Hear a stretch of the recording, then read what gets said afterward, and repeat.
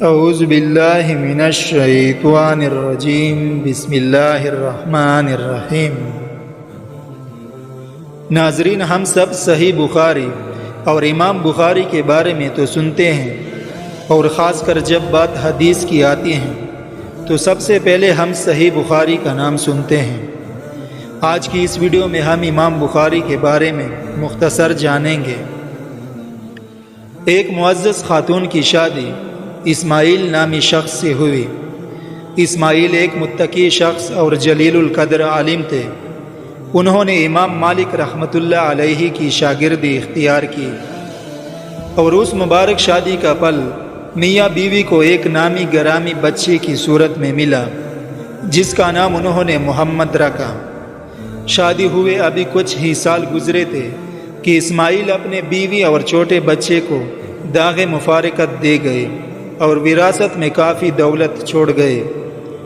والدہ انتہائی انہماک کے ساتھ اپنے بیٹی کی تربیت میں لگ گئی۔ ان کی خواہش تھی کہ ان کا بیٹا ایک جلیل القدر عالم بن کر اپنے علم سے تاریک دنیا کو منور کر دے، لیکن ان کی حسرت کا اس وقت کوئی ٹھکانہ نہ رہا جب ان کے بچے کے مستقبل میں ترقی اور ان کی تمناؤں کی تکمیل میں ایک بڑی رکاوٹ پیدا ہو گئی۔ ناظرین، وہ رکاوٹ یہ تھی کہ بچپن ہی میں یہ بچہ اپنی بینائی سے ہاتھ دھو بیٹھا۔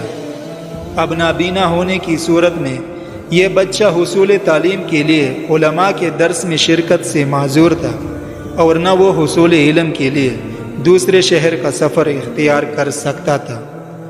ماں کو یہ غم کھائے جا رہا تھا کہ آخر اس بچے کا کیا ہوگا، عالم دین کیوں کر بن سکے گا، بینائی کے بغیر علم کا حصول کیسے ممکن ہے۔ ناظرین، اب اس خواہش کی تکمیل کے لیے ایک ہی ذریعہ باقی تھا، ایک ہی راستہ تھا، اور وہ راستہ دعا کا تھا۔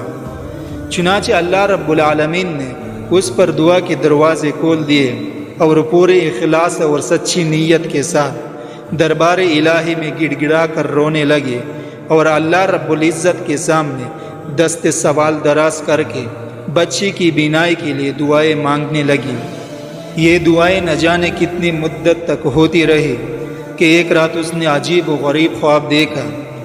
حضرت ابراہیم خلیل اللہ خواب میں نظر آئے، اور حضرت ابراہیم علیہ السلام فرما رہے تھے کہ تیری دعاؤں کی کثرت کے سبب سے اللہ رب العالمین نے تیرے بیٹے کی بینائی واپس کر دی ہے۔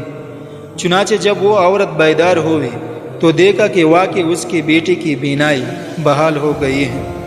تو ان کی زبان سے بے ساختہ یہ الفاظ نکلے کہ اے پروردگار، پریشان حال کی دعائیں تیرے علاوہ کون سن سکتا ہے، اور کون ہے جو بندوں کی تکلیفوں کو دور کرتا ہے۔ ناظرین، یہ عظیم خاتون جو مسلسل دعائیں مانگتی رہی، امام المحدثین محمد بن اسماعیل البخاری رحمۃ اللہ علیہ کی والدہ محترمہ تھی، جنہوں نے بیٹی کی بینائی لوٹ آنے کے بعد اس کی تعلیم و تربیت اس قدر محنت سے کی کہ اللہ رب العالمین نے ان کے بیٹے پر علوم و فنون کے دروازے کھول دیے، اور پھر آگے چل کر یہ بچہ ایک بہت بڑا محدث بنا، اور کتاب اللہ کے بعد دنیا کی صحیح ترین کتاب مرتب کی جو صحیح البخاری کے نام سے مشہور ہے، اور اس بچے کو لوگ امام بخاری کے نام سے جانتے ہیں، جن کا پورا نام محمد بن اسماعیل البخاری رحمۃ اللہ علیہ ہے۔